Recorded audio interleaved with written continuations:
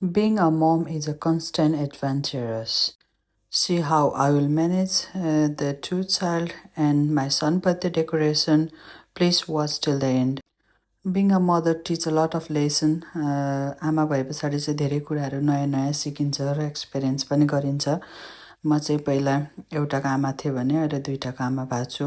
छोरी सानै छिन्, भर्खर 9 महिना हुँदै छिन्। मेरो चाहिँ काम पनि सुरु भएको छैन, अब चाहिँ बल्ल काम सुरु हुँदैछ। मेरो छोराको बर्थडे आएको भएर चाहिँ मलाई चाहिँ कुनै कुरामा पनि उसलाई कमी नहोस्, छोराछोरीलाई कमी नहोस् जस्तो लागेर चाहिँ उसको सानो भए पनि बर्थडे सेलिब्रेट गर्ने प्लान गरेको छु।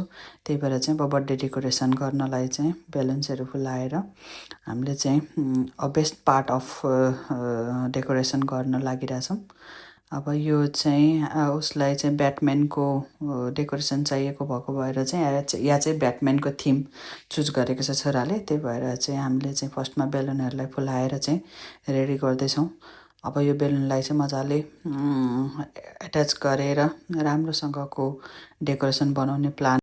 आमा भइसके पछाडि चाहिँ बच्चाको खुसी जति ठुलो कुरो केही पनि हुँदैन। आफ्नो हेल्थदेखि लगेर हरेक कुरालाई कम्प्रोमाइज गरिन्छ। आई होप अरू मदरहरूले पनि सेम त्यही गर्नुहुन्छ।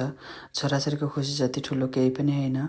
छोरा 10 वर्षको भयो, मैले चाहिँ एभ्री बर्थडेमा उसको चाहिँ एडभेन्चरसै गर्ने गरेको छु।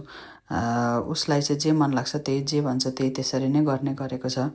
अब आफूले सानो हुँदाखेरि बाबुआमाले जसरी गरिदिनु भयो त्यो झन् एकदम hats off to our parents. मलाई अहिले पनि छोरालाई छोरीलाई केही कुरामा पनि कमी नहोस्, उनीहरूले चाहिँ मलाई यस्तो गर्न मन लाग्थ्यो, यस्तो गर्न पाइएन नभन्नु जस्तो लाग्छ। त्यही भएर चाहिँ छोराछोरीका खुसीका लागि जे पनि गर्नुपर्छ। हामीले चाहिँ बहिनी र म मिलेर फर्स्टमा चाहिँ बेलुनहरू मिलायौँ, सबै फुलायौँ, अनि ठुलो बनाएर चाहिँ अब यसलाई चाहिँ पुरै सिलअप गर्दैछौँ। जिन्दगीमा छोराछोरीको खुसी जति ठुलो कुरो केही पनि होइन।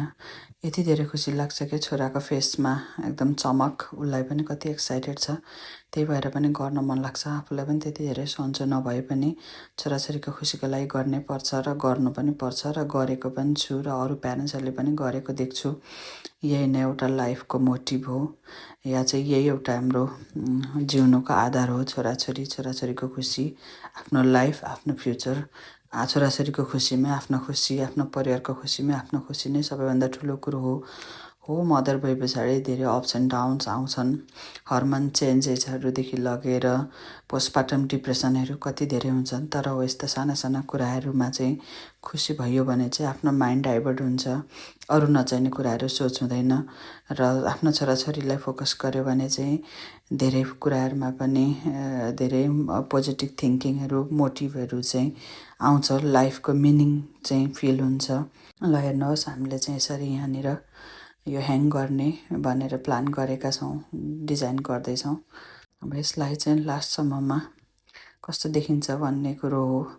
अब एकदमै हामीले चाहिँ मैले चाहिँ यतातिरबाट झुन्डाउँ भन्दैछु। अब यो चाहिँ मैले बिहान मगाएको थिएँ। यो हुँदाखेरि चाहिँ सजिलो भयो, वालमा के टाँस्ने कस्तो गर्ने झ्यारझोर भन्दाखेरि पनि उसको नाम लेखे पछाडि चाहिँ यस्तो हुन्छ। तर यो चाहिँ सबै आइडिया मेरो छोरीले दिए हो। मलाई चाहिँ यस्तो भनेर उसले सेलेक्ट गरेको भएर चाहिँ मैले सामानहरू अर्डर गरेको। फेन्सी डेकोरेसनहरू हुन्छ।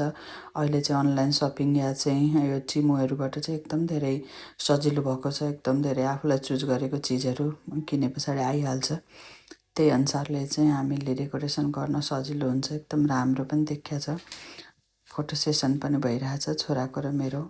अब लास्टमा चाहिँ यस्तो भयो, यसो देखियो। अब राम्रै देखिया छ। उसलाई चाहिँ उसैले हामीलाई सजेस्ट गर्दैछ यसो गरौँ उसो गरौँ भनेर। अब चाहिँ मलाई यो 10 इयर्सको चाहिँ तल राख्न मन लागेको। 10 वर्ष भयो छोरो, नम्बर 1बाट नम्बर 2मा सिफ्ट भयो। एकदम खुसीको मोमेन्ट हो। हिजोस्ति जस्तो लाग्छ छोरो जन्मेको। 10वटा बर्थडे मनाइसक्यो। अब त छोरो पनि ठुलो भयो। अब होप छोरी पनि छिटै ठुली हुन्छन्। Happiness is your kids and kids happiness भनेको चाहिँ एकदम हो रहेछ कि आफूलाई जति गाह्रो भए पनि छोराछोरीलाई खुसी बनाउनलाई चाहिँ हरदम तयार हुँदो रहेछ आमा भए पछाडि। धेरै नै परिपक्व, धेरै नै mature, immature person of my 2 kids. र सबैजनाको म्याच्योर पर्सन चाहिँ मदरै हुन्छ। छोराछोरीको खुसी जति ठुलो केही पनि होइन। हामीले चाहिँ यहाँ डेकोरेसन गरेर कस्तो देखिन्छ भनेर हेऱ्यौँ। ब्याटम्यानको थिम भएको भएर बहिनीले चाहिँ ब्याटम्यानको थिम भएको भएर चाहिँ उसलाई ट्राई गर तिमी कस्तो देखिन्छ भनेर हामीले ट्राई गराएको भोलिको लागि रिहर्सल। अब हामीले चाहिँ यसो गरेर छोरालाई चाहिँ एकदम खुसी बनायौँ। अब मदरहरू सबैजनाले छोराछोरीको खुसीको लागि गर्न नै हुन्छ, but don't forget for yourself as a mother. हामी जहिले आमा भए पछाडि आफ्नो बारेमा चाहिँ सोच्नै बिर्सिन्छौँ। आफ्नो बारेमा नि सोच्नुपर्छ, आफूलाई पनि टाइम दिनुपर्छ, छोराछोरीलाई पनि टाइम दिनुपर्छ। Thank you so much for watching. See you, by.